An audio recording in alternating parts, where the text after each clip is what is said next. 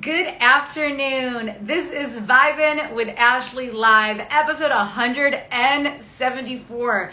My guest today will be the incredibly talented powerhouse couple musicians, Lucy and MoDre of the Feel Good Service. So a little bit about the Feel Good Service. They met attending Berklee College of Music and have had very successful solo careers. And the Feel Good Service released their funk-filled single, Karma, last month. So guys, have you heard Karma? It is absolutely amazing. The music video is out as well. It is absolutely phenomenal. If you haven't seen already, stay in this interview because they're coming in here shortly and check it out afterwards. But definitely add Karma to your playlist, tell a friend, share it. Go watch the video on YouTube. It's absolutely phenomenal. And I hope you guys are having a great weekend. How we doing today? Hello, hello. The Feel Good Service is in the house. So I've actually had MoDre and Lucy on Vibin' with Ashley Live on previous episodes. They were on my show separately, but never together. So it's going to be really fun to have them both on my show so we can talk about the Feel Good Service, how it started, where they are now, and what's to come. Because I know a lot of good stuff is coming down the pipe. Lots of content, music, collaborations, tons of good stuff. Hello, hello. How we feeling? And when was the first time you heard the Feel Good Service? I'm pinning this comment.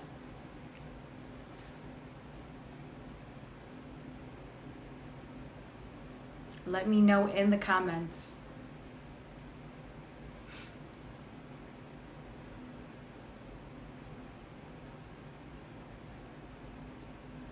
All right, there they are.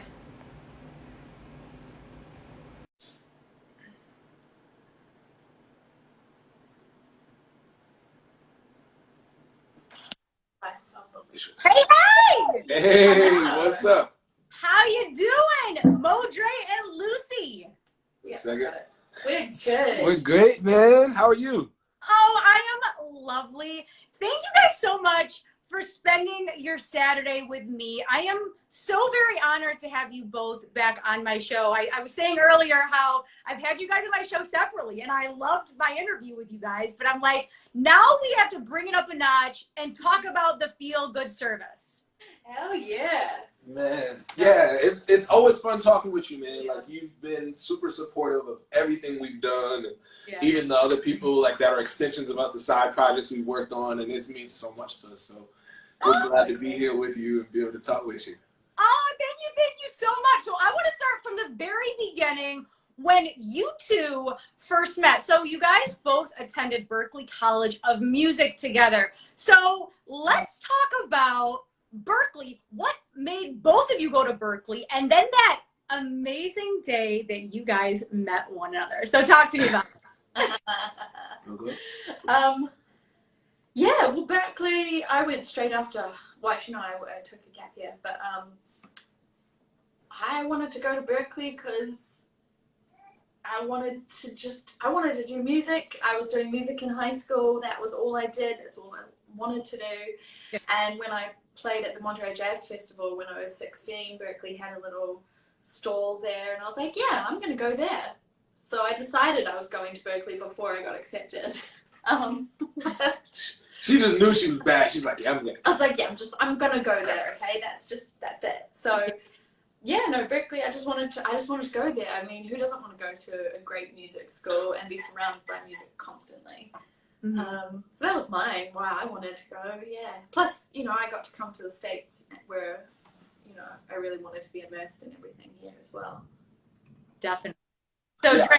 I think for me it was a combination of things. I don't think, if I hadn't found out about Berklee, I don't know if I would have went to college, because I was never, personally, I wasn't like a school kid. I love music. I grew up playing in church and stuff. So like, but once I found out, funny enough, my mom's youngest sister, she plays keys and drums and bass, and she went to Berklee. So when I was 12 years old, I had the opportunity to go to visit Boston between 12 and 14. And yeah, I was just enamored by like just the opportunity to be able to go to a class where you're obligated to learn Stevie Wonder's, you know, songs, and you got to break it down. And it's like all these different things. I mean, there was so many wonderful opportunities for us to learn, to be learning music, but in a contemporary way, you know, learning songs that we love or records that we love, or learning history about our favorite composers and songwriters. So yeah, I think I knew too. I didn't know I was good enough to get in, but I knew about 12 or 13 years old, I knew I wanted to be in Boston.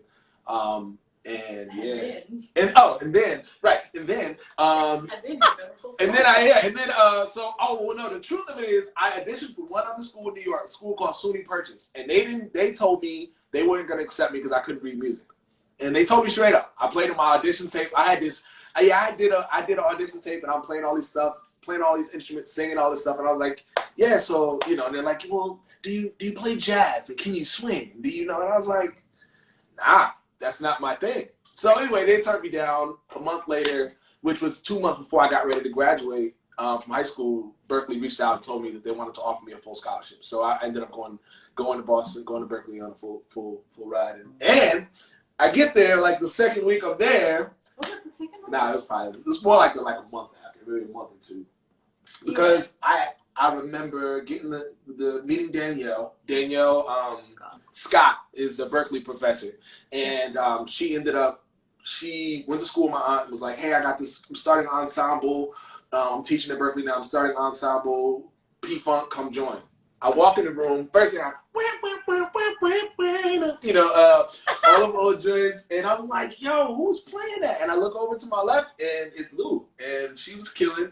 And to be honest with you, I was trying to understand where this white girl got all of her groove from. And I'm just being real. I'm like, black church kid, just getting to school, and you know, I just didn't realize that the funk was that, you know, infectious. And so she's killing. I think right after that day we hung out. I think you gave me your info, and then I came over and chilled with you, your at-the-time boyfriend. Like, we were all cool, and we were just friends, man. We just got really, really close and started writing songs together then, and we were the Rebel movement at that point, right? We were, oh my God, I forgot about that. Yeah, we were the Rebel movement was the name of the crew. But honestly, man, it was wonderful. We started writing songs, and then after, I think, we both left. I left Berklee in late 08, early 09. You left 09. I moved to Atlanta, and I moved to LA. Yeah, so we literally went from Boston and went like that. But honestly, it was probably some of the best life experiences came out of that next 10 to 12 years. Even if they didn't seem like the best at the time, there was just a lot of individual growth. So that's where it started. It started at Berklee, and we just... And then we went opposite directions, but we would always catch up with each other whenever we were in each other's cities or whatever. And then 11 years later, we actually... No, I mean, there's a couple more things that happened before that. I don't want to give it all away, in case she was going to ask me. Oh, okay, yeah. But did that answer that question? I don't know. Oh, yeah, because I think it's really interesting how people meet. And I love that, like, you...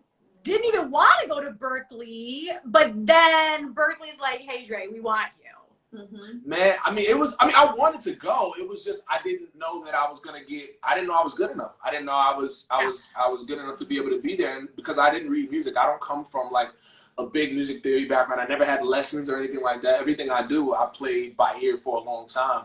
Yeah. So, to get turned down by another school and then to not know if I was going to get in and for them to give me a scholarship was completely a blessing. And honestly, it changed my life. I mean, obviously, I know Berklee is the reason. Yeah. We gotta give them some credit because honestly, man, this thing could have been a whole lot differently. And I mean, honestly, a lot of the work, I think, things we've done in the industry, we've ended up, you know, being able to connect with some friends. Like, I remember I was in London one time and saw a buddy of mine, Will Wells, who went on to play with, who was it he was playing with at the time? He was playing with Imagine Dragons. And then he went on to produce Hamilton. He's done Cynthia Erivo. So, like, these are our homies. These are just people that we was in class with. And then, like, you get into the industry and, like, you're in Europe or Belgium or all these, you know, any of these random places, and you're like, yo, I know you. Why do I know you? Oh, because we had history class together, you know? So, yeah, it was definitely special. Yeah. Berklee's a blessing. So, Lucy, so you're playing keys. You're obviously in a whole groove going on. When did you notice Dre? As soon as he walked in. Yeah. Just saying. Not like that. Not like that. No, because he wasn't playing anything. He was actually singing. Yeah. So, yeah, he came into the ensemble not for drums or bass or keys or anything. He came in to sing. So, you know, I had to notice him because he was there singing. Yeah. But yeah, no, but I remember just his tone, and he seemed so sweet. He had these cute little glasses on. Oh my God. And his hair was like this. Yeah. Actually, which is amazing because it hasn't been like this in 14 years. 14, 15 years, yeah. Because it was dreads, otherwise the entire time. But yeah, and it was just like, oh, he seems cool. And, you know, I think at that point it was like, I mean, when you're at Berklee, you have to make friends and you have to make connections. And it was the baby music industry. Like, honestly, anybody who ever went to Berklee or went to any music school, really, like, you start to realize, like, yeah, networking, and you find, it's like, I always say your vibe attracts your tribe. And I think that's just a natural thing, you know, like the way you dress, the music you're listening to, your energy, naturally, you attract those people that are similar. And I think that's just what happened. Like, absolutely. You know, and even a couple of our other friends, Inosha and Chante and like Courtney, and these are people that we're still friends with. It was just like, I don't know how we all found each other, but there was just this magnetic force that just brought us all to a place where we could all. Devin. It's great. Devin, was one of my first friends, first day. But yeah, so it was absolutely, it was easy, man. It was fate. It was meant to be. I like what you said about energy, because I think when you're around like-minded people that love music, they're passionate about it, they're just like beautiful spirits. I think that's so beautiful and magnetic, and I love that you guys were brought together just by you walking in that room, Dre. Like, the power of music, right? Absolutely. Yeah, I mean, I think we've had our fair share of people in our lives like that. You know, it didn't quite fit. You didn't understand. It's like, oh, this really. But for us, it was just so easy. You know, I mean, especially in music industry, you meet a lot of people who like you consider like your comrades, or sometimes you call them friends, but they're not really your friends because you're just not on that same wave. And I think over the course of the past 10 years, we've seen ourselves.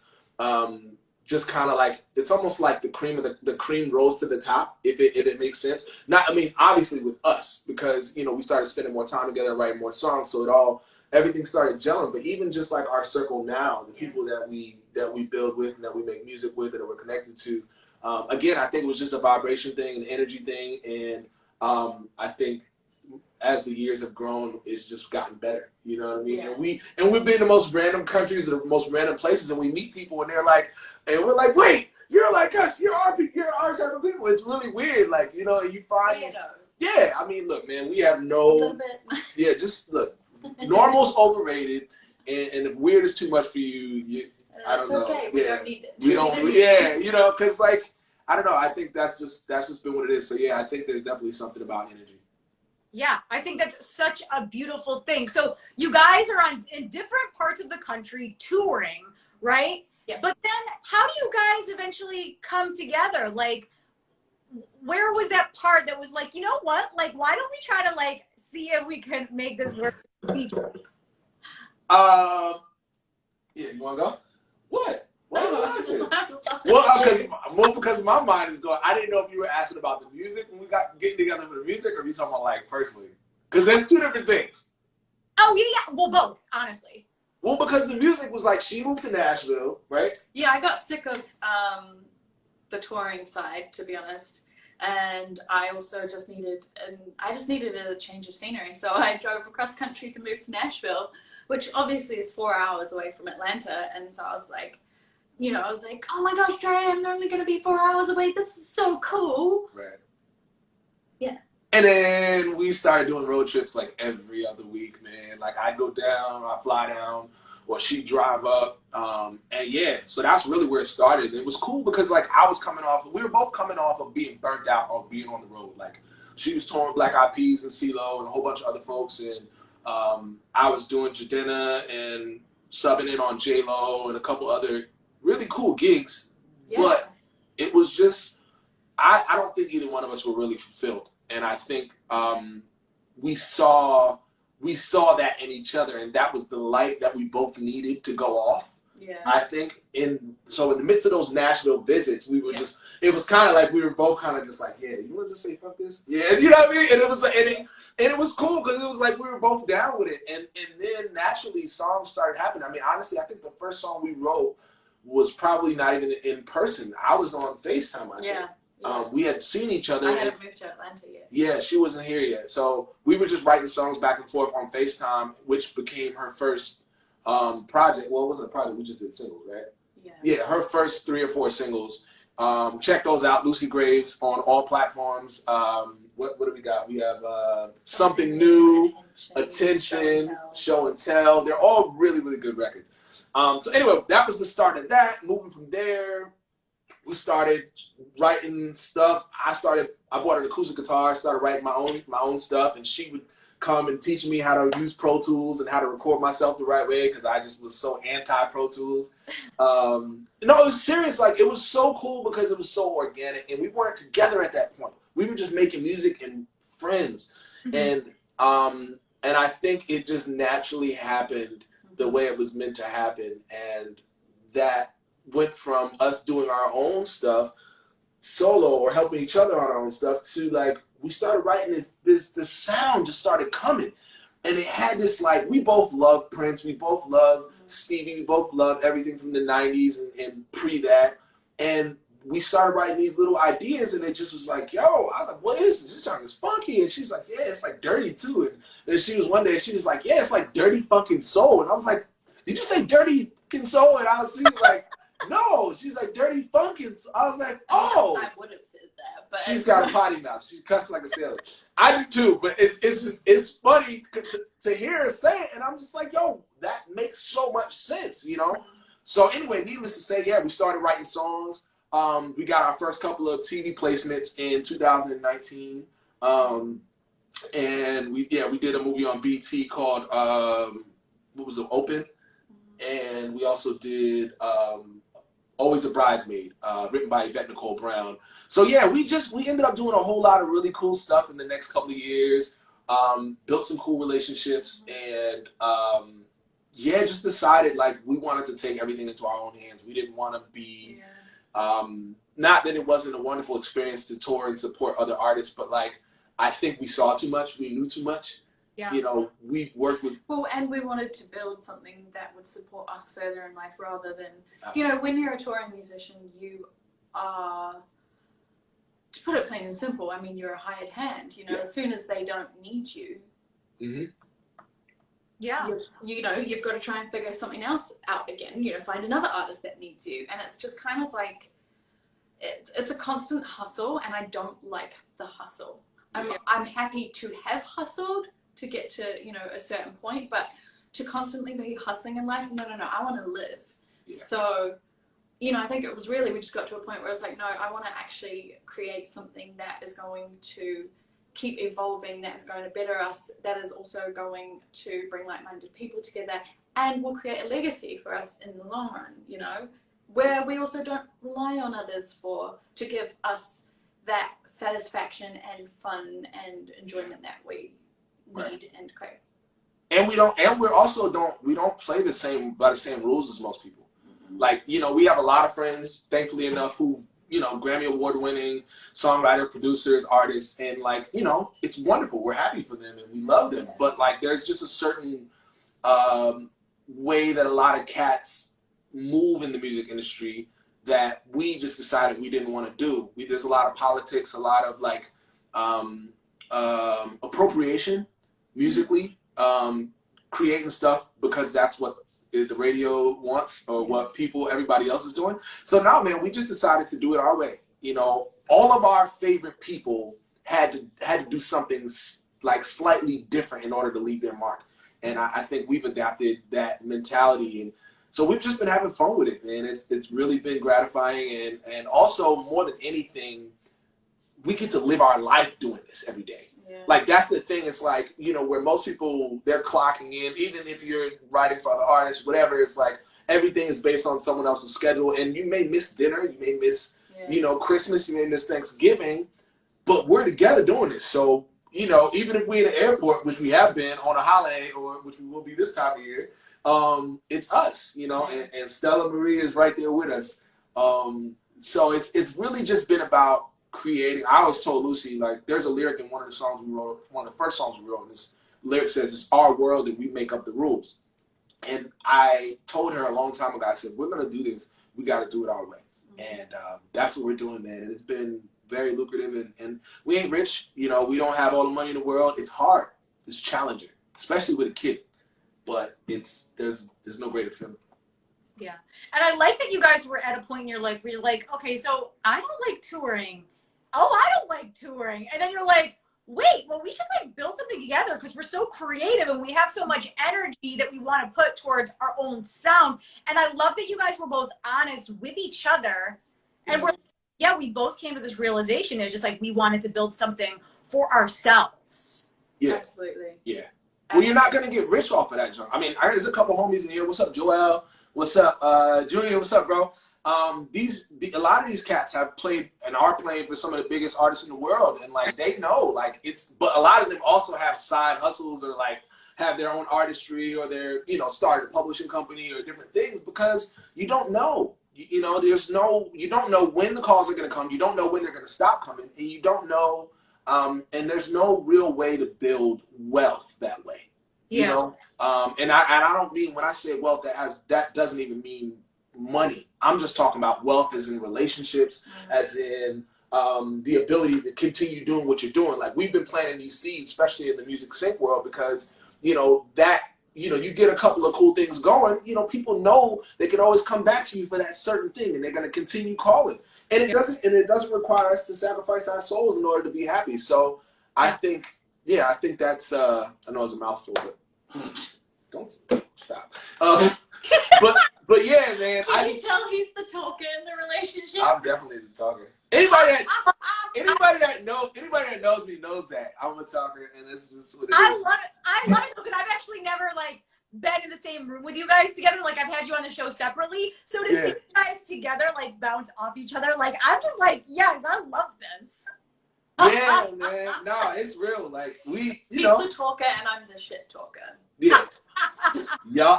There's a level of, but I mean, I'm also I have these like really wild, outlandish dreams, and like she's also like, she'll go with me, but then also at the same time she's also a little more realistic, so she'll be like, yeah, maybe not that, maybe this, and you know, honestly, I need that. And I say this even to the young men that are in this room, like, and I'm not just saying this to like sound good, but like, man, there's nothing like having a really good woman on your side. And I only say this really because, like, as a man in the industry, it's very, and maybe as a woman too, I can't speak for you guys, but I know that we get a bad rap for like having lots of women, and or it's actually more so celebrated that men are that way, and I'm bagging all the joints, I'm on tour, I'm doing this. Man, this woman makes sure I'm eating my vegetables. She makes sure my body is right. I'm getting sleep. She speaks to the king in me. She saw things in me I didn't see in myself. And I'm not just saying this because we're on the live, and I want you to know this. He's told me all of this. Yeah, I tell her all the time. But no, man, so it's just one of those things, you know? So I think ultimately this whole scenario and the way it worked out was just, like she said, it was meant to be, man. We needed each other in a lot of ways, and I don't think we realized how much, you know? Oh my gosh, it's so beautiful. I just love the evolution of Berklee and the touring, and then coming together and being like, oh my gosh, like, we make beautiful music together, but like, we have something more. Well, actually, before we even got together, which was very organic as well, we were really good friends, and we'd joked probably about 6 months before we got together. Yeah. We'd joked. We were both over just relationships and dating and all that stuff. And I said to Dre, I was like, Well, we're really good friends, and I fucking love you. So, like, you know, maybe if we get to, like, you know, 35, and if we want a family, but we're not with anyone, maybe we could just have a family together. Just as friends. We're just like, we love each other, we raise a kid, it'll be cool. Really? Yeah. Oh. Yeah, and then literally 6 months later, we actually were together, and then 4 years later, we've got a daughter, so. And we're knocking on 35, and it's real. Manifestation is powerful, people. You got, and I say that in a positive manner, not positive. You gotta be careful what you say when you speak, because it's so real, man. Yeah. But in our case, it was the most beautiful manifestation. And if you guys have seen Stella Marie, our daughter, on our page, you will understand that little girl is precious. You probably will see her on here sometime. Yeah, she'll probably come in here at some point. She's with Grandpa right now. Yeah. But yeah, man, that was, you know, it was just a really great decision and great timing for both of us to do everything that we did. If this happened when we first met, hell no. Really? We would not have made it. She wasn't really digging me like that early on. Because there was one moment when I was like, over the years, we was on tour, and I was like, yeah, man, you know. So, you know, but she's right, man. It was so, I honestly we would have messed it up. Yeah. Like, not even in a bad way. We probably still would have been friends, but it's just like sometimes, you know, it's just hard, you know, and you really, really gotta like trust timing, man, and I think that's pretty much what happened with us. Yeah, I think the timing of everything is so important too, right? Because like you said, like this wouldn't have happened if it was a different time, but like, and the whole organic thing, that's really powerful. Because you know how sometimes people try and like, they push relationships, or they're like, oh, like I want to be with you, but you don't want to be with me. You know what I mean? Like the organicness of it all is so cool, but I don't really hear about that a lot. You know? Yeah. Well, I think as humans, we don't particularly know how to flow. Mm-hmm. Yeah. We try to fight. We fight everything. I mean, look at us. We make plans. Like, let's be honest. How often do plans actually go the way we planned them? Exactly. You know, whereas I think as soon as we start flowing, which I was shit at that, and I still am sometimes. Yeah. Absolutely. But when you do let go and just kind of allow, things do happen the way they're meant to happen, and for the most part, for my life, it's always worked out. Yeah. You know? Mm-hmm. So, I feel very lucky. Yeah. Oh, I love it! So, your daughter, 8 months old. Let's talk about the past 8 months. How has it been being a parent, juggling musicianship? Talk to me about that. Yeah, it's real. Very real. I mean, you go from looking at her, and she smiles at you, and she gives you the biggest smile, and you just feel like you want to melt. And then she takes the biggest crap ever, and you're just like, damn, that wasn't even for me. You were just glad to get this out. And I left out the fact that that's at like, you know, 1 in the morning. It could be, you know, at a random time, the time when you actually need a nap or you need a break. Or in the bathtub, yeah. Oh yes, yeah. She's but no, it is the best. It is the best feeling ever, literally, to watch. I've never laughed or smiled this much in my life. Yeah, me either. Wow. Which is weird because I'm not very maternal. Yeah. Like if there's a puppy and a kid in a room, I'm gonna go towards the puppy. You know. But Stella's like my absolute world, man, and she is the coolest, weirdest, most strong-willed child. Spunky, yo. Yeah. And she's awesome, man. Yeah. And it's been. I think people. I don't think people are honest enough when they talk about parenthood. Absolutely. You know, they just say it's hard. But I'd like people to be really honest and say it is probably the most challenging thing you'll ever experience. Yeah. And yet, like, somehow you just manage. Yeah. My cousin said children give you superpowers. Yeah. And it couldn't be more true. I don't know how the hell we're, like, to be honest, I don't even know how we do it sometimes. Yeah, we were so lucky. So the first 6 months of her life, we were in New Zealand. So we went back to New Zealand, where I'm from, to have her there. One, because free healthcare, but two, I needed to be around my family, you know. And so for the first 6 months, we were super lucky to have my parents living right next door, which allowed us to navigate this thing in a way that wasn't traumatizing. Yeah, we got a slight ease into it, to be honest. Yeah, for sure. You know, and then we've been back in Atlanta for almost 2 months now, and we have support of your sisters and family, but it's, you know, they don't live next door, so it's been interesting, you know, having to make this transition, which has definitely been exhausting. Mm-hmm. It teaches you how to you become better with time management. Yeah. Sure. Oh my gosh, especially because she only naps like half an hour at a time. On the dot. A half hour. Oh wait, so she doesn't sleep the full night? Oh, the full night. She sleeps a good 10 hours. She naps at night. Once she's down at night, she's good. It's just the naps. But it's the naps during the day. She will not sleep longer than 30 minutes. Wow. Which is fine, except that you can't get shit done in 30 minutes. I know. It just flies by. Yeah. So, like Dre said, we've been really learning how to time manage amazingly. And we've actually been more productive in the last 8 months with her in our lives than we were probably ever. Yeah. Awesome. So, we need to talk about karma. Yeah.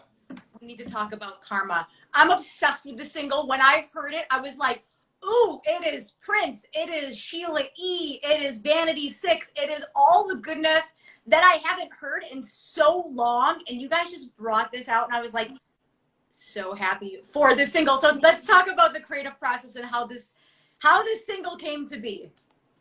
I don't even know. Absolutely. To be absolutely honest, a lot of the time when we're writing, shit flows so naturally that, like, to pinpoint how it was created is too hard. I remember the beginning. I remember the beginning of it only because I remember. So I started the loop.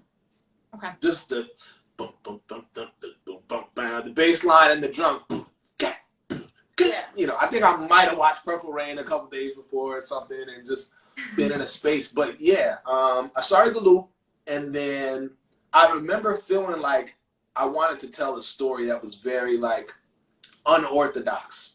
Mm-hmm. So wasn't less than a few weeks ago that we were cool and holding hands. Tell me how the hell I catch you sleeping, fooling around with my best friend. And you came over, I think, shortly after that. And we were just, and she knows our vibe. She knows the stuff that, like, we like the same shit. So it was just, I think it was pretty natural, like, when it came to, like, the chorus and the second verse, because you came up with the calm. You came up with the calm. Yeah, I was like, calm is a beat. What's a beat? Like a bitch. I was like, oh, calm is a bitch. Calm is a bitch. And so we just kind of, I think, and you know what? To be honest with you, this was 2019, 18. This was end of 2018, 2019. Oh, wow. We wrote this back then. Yeah, this song is 4 years ago?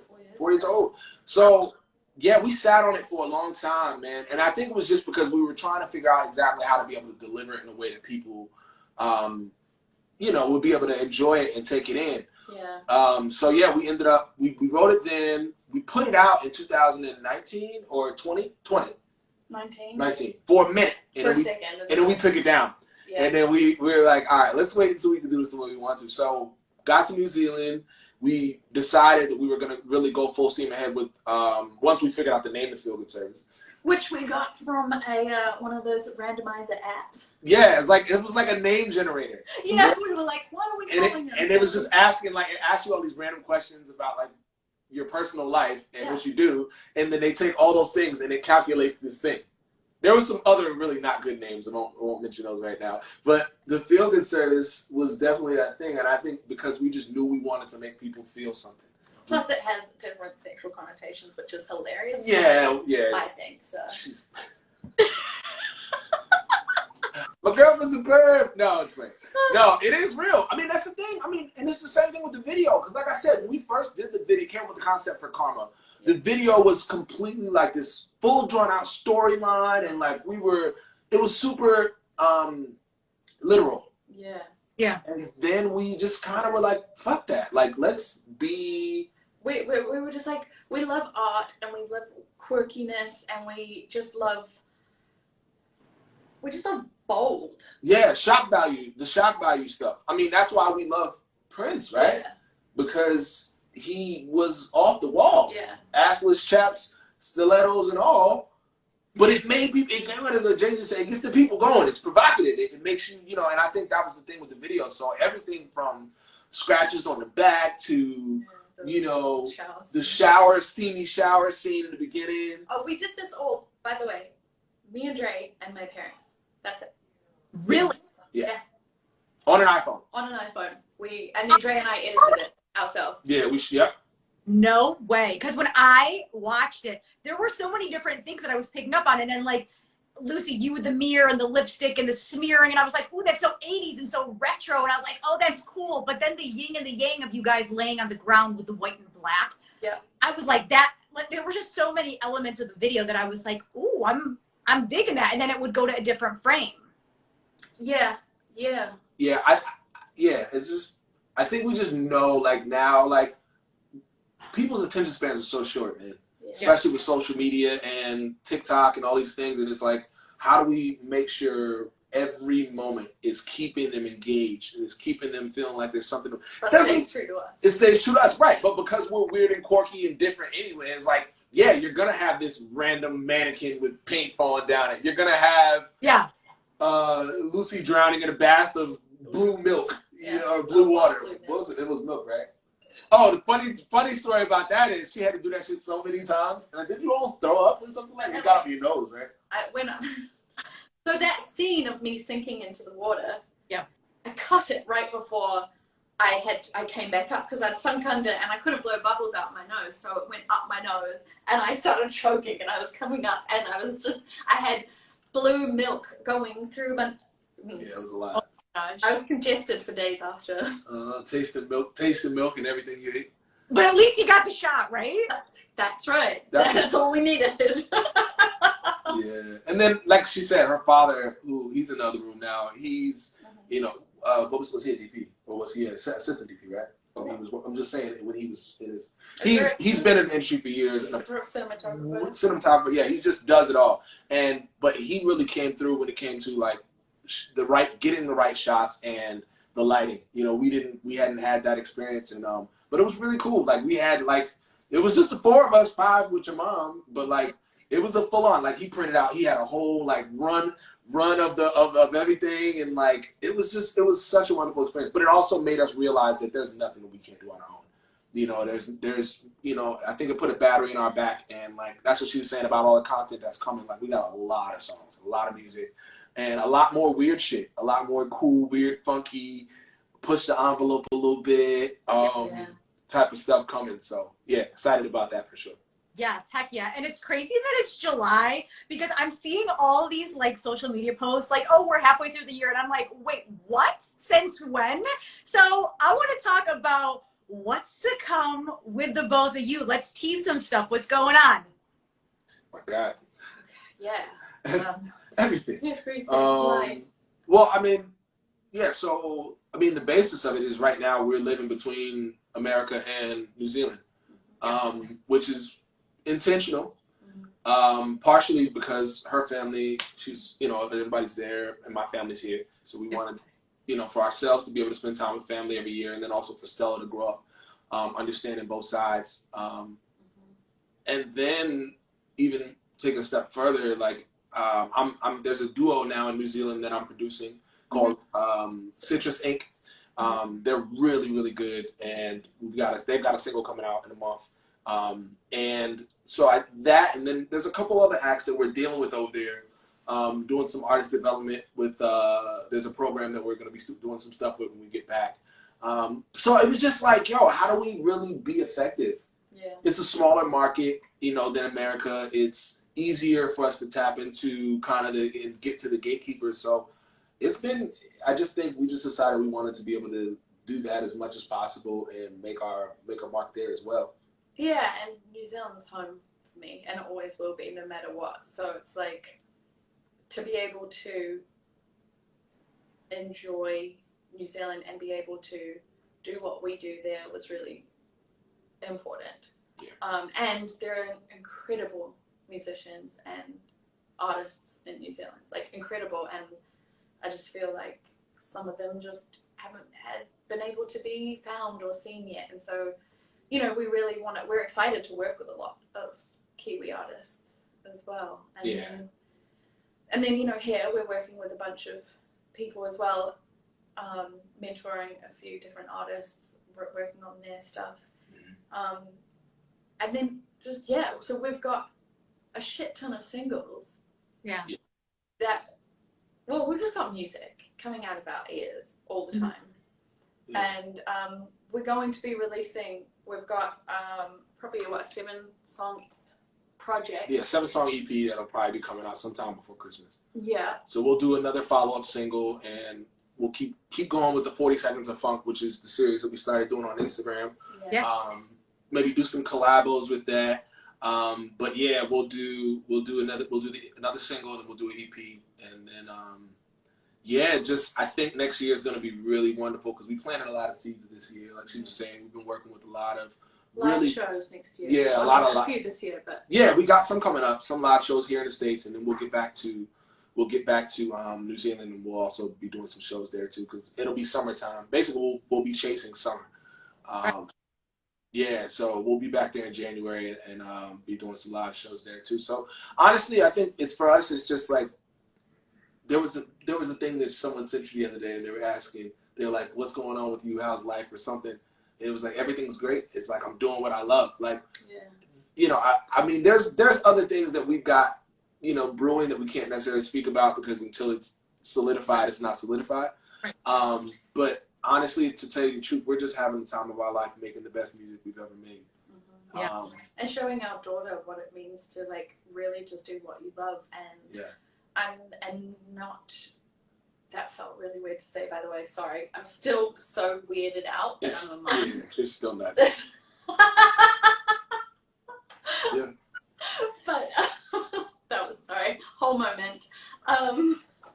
But yeah, I think, it's really important for us to show her, like, you know,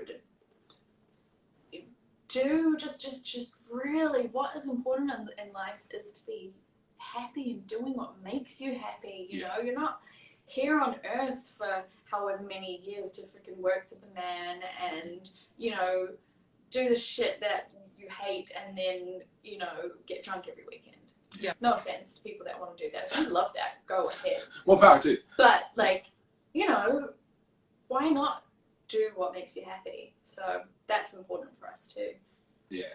With all of this. Yeah, I think that was it. It's just like, how do we not only build a legacy for ourselves, for our sound and everything that we've been cultivating, but leave this huge sense of inspiration and motivation for our daughter, and nieces and nephews and little cousins and siblings, to really, I wouldn't have done it any other way, you know what I mean? So I also wouldn't have known we would be doing it this way. Nah, I mean, but that's that flow thing though. I think once we started realizing that the touring stuff wasn't where we wanted to be full time, I think we opened ourselves up to the realities that there are other things that we can manifest. Well, and success is different to everyone, and our success is doing what we love.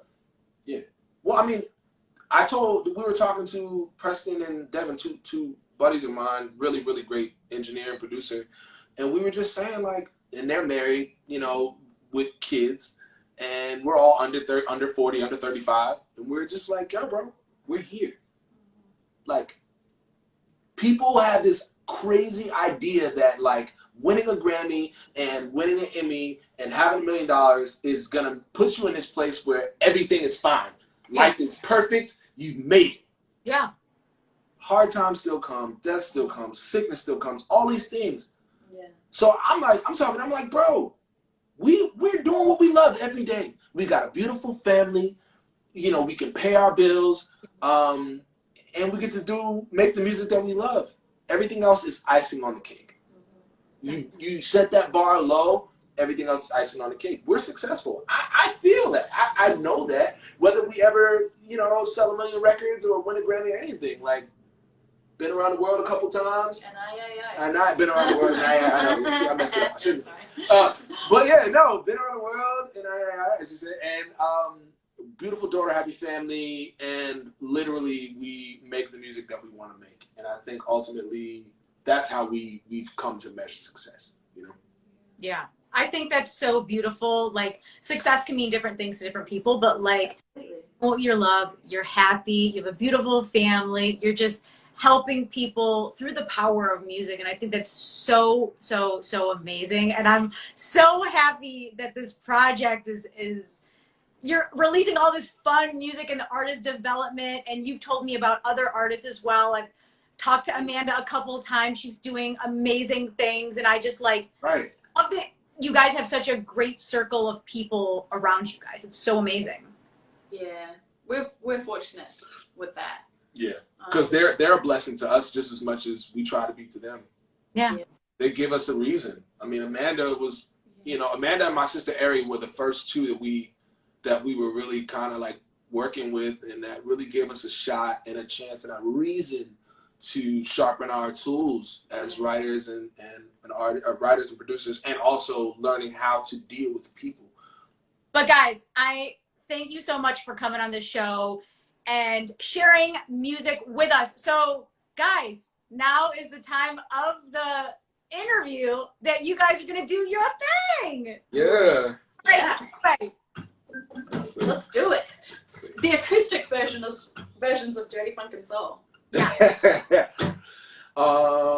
So we're gonna start it off. Again, you guys can go find us on social medias, on Spotify, on iTunes, the Feel Good service. Our latest single, Karma, is out. We also have a music video on YouTube, so click the link in our bio and you can find what you want to find to hear the songs. And this is our single.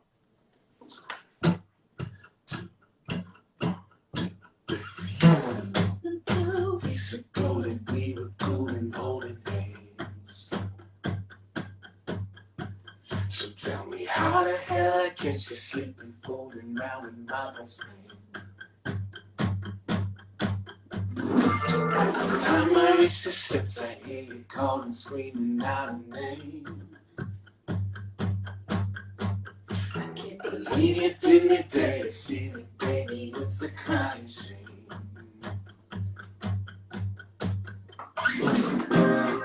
Won't you take it from me? Don't you know how karma's a bee? Now don't you come around me talking about you're sorry for the pain. I heard you say that's all before, and baby, I ain't down to play those games. You can try a voodoo magic, honey, but you'll never get to me. I can't let you get inside my head, can't let you bring me to my knees. Won't you take it from me? Don't you know karma's a thing?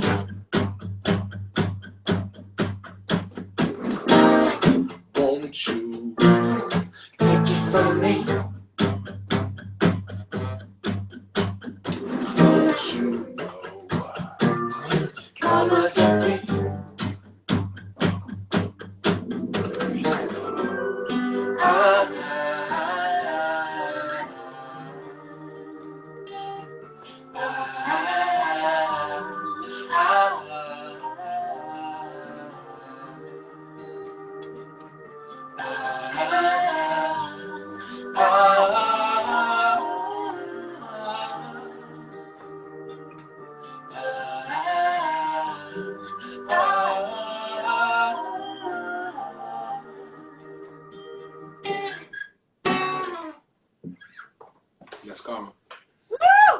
Hey, appreciate the love, y'all.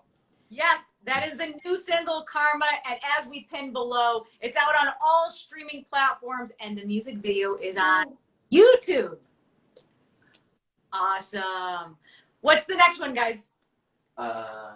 We'll do, next one we're going to do we're going to do, this is just one of our 40 seconds of funk.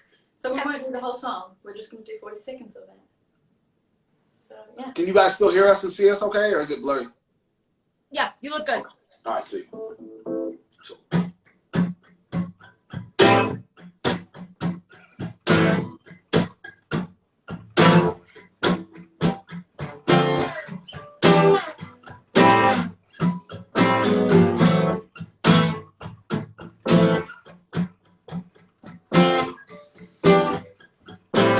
Sorry, I'm having the time of my life.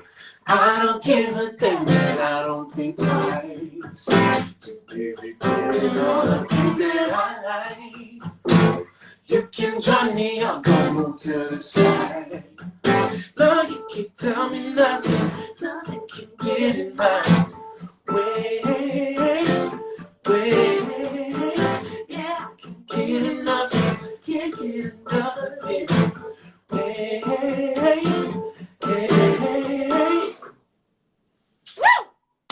That can't get enough.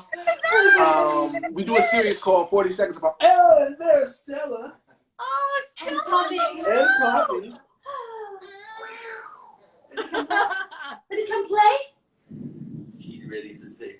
She's had her nap and she's like, I hear y'all jamming. She actually was singing background earlier. She's actually shit her pants. Yeah, there's also that too. But yeah, so we do a series called 40 Seconds of Funk, and that was one of the 40 Seconds of Funk we do. Yeah. We can try another one. Do you want one more, or are you? If you're into it, if you want to do it. Yeah. You want to do? What do you think? Yeah, we'll just it's easier. Okay, sweet. Yeah. Thank you, Poppy. Okay. This is just another 40 seconds. Okay. We'll leave you with another 40 seconds. It has a little bit of language, so. Cover your mom's ears if she doesn't like the F word. Yeah, Stella loves it. It's Stella's favorite song.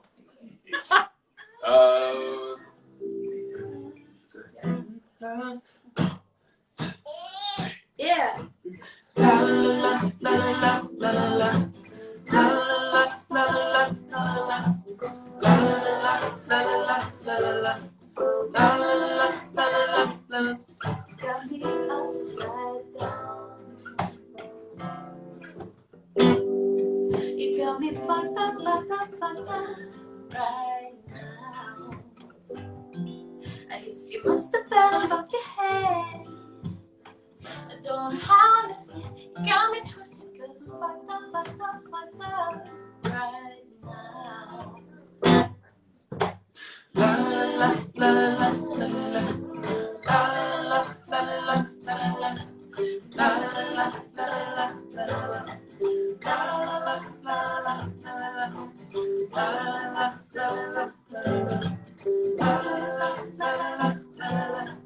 La la la la la.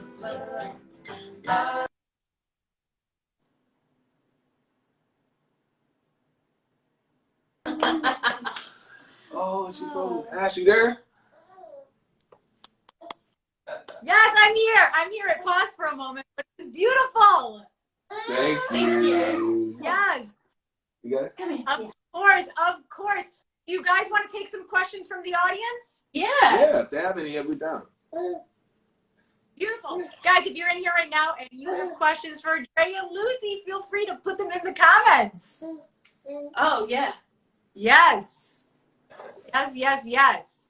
So if you guys could work with anybody, I know you guys are on tour with a lot of different people, but who are some of your dream collaborators? Man. Oh, that's a difficult one.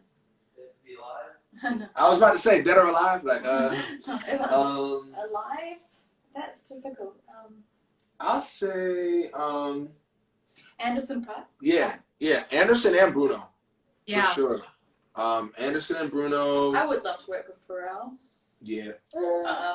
His vastness of everything he's done is pretty inspiring.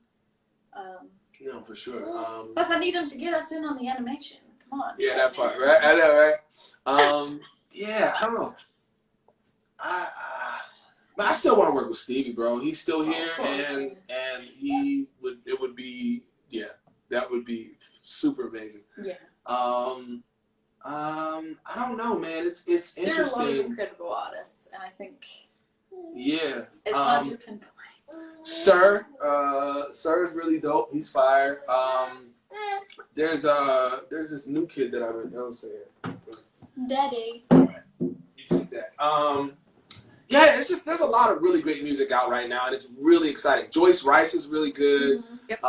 Lucky Day is really good, and I guess I'm more excited because I think people want to feel good again. They want to dance, and I think there's a lot of people that are dropping music right now are making. I mean, I'm not the biggest Beyonce fan, but I love the new record.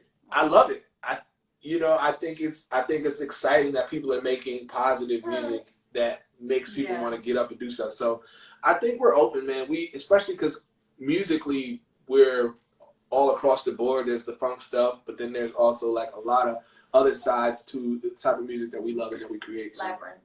Labyrinth, for sure. I've been a fan of his for freaking years.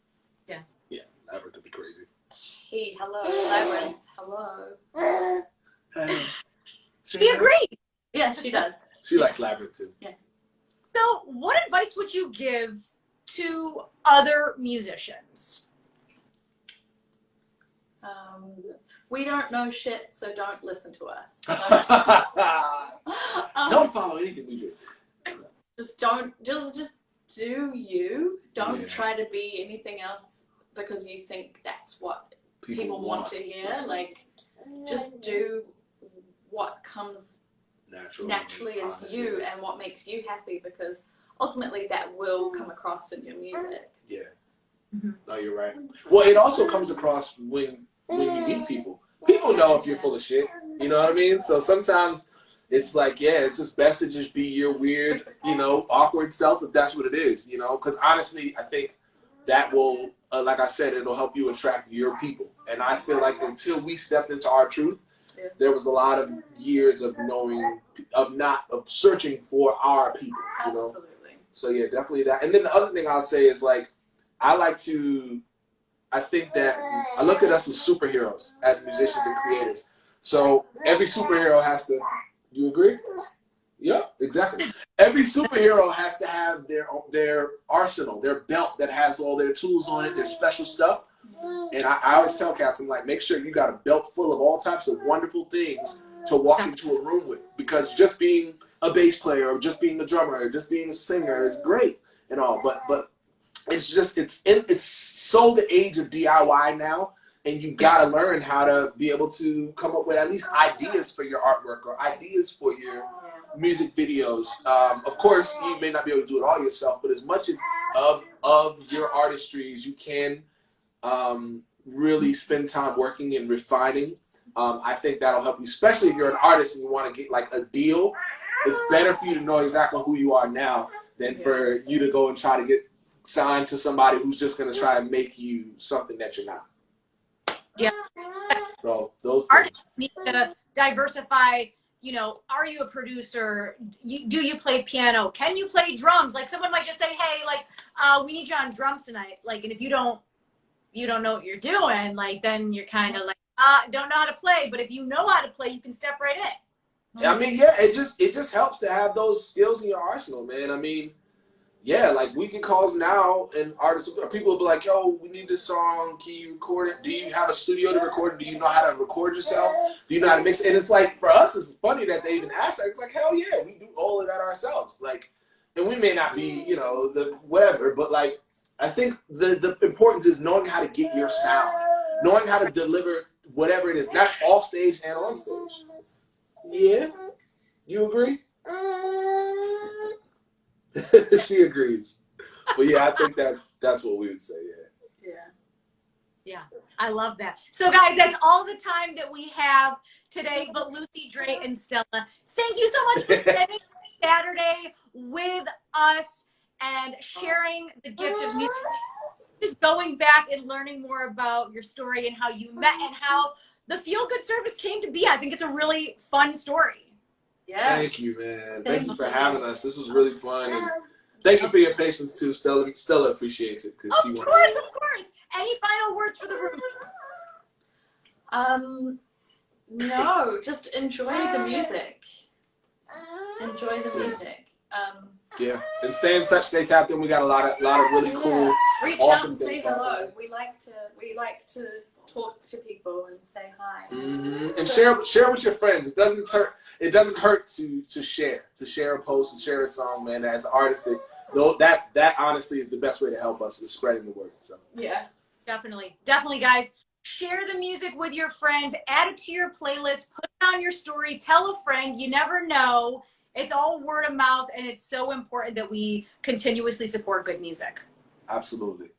Love it. Guys, it's always a pleasure having you on this show. I'm so excited for what's to come. Wishing you peace and blessings and a beautiful weekend. So very happy to be on this journey with you guys. And guys, if you don't already, please make sure to follow the Feel Good service, MoDre, Lucy, and your girl Ashley Live. This is Vibin with Ashley Live. And make sure to give us all a follow. Have a great weekend, guys. You too. thank you. Thanks for having us. Of course. Later. Bye, guys.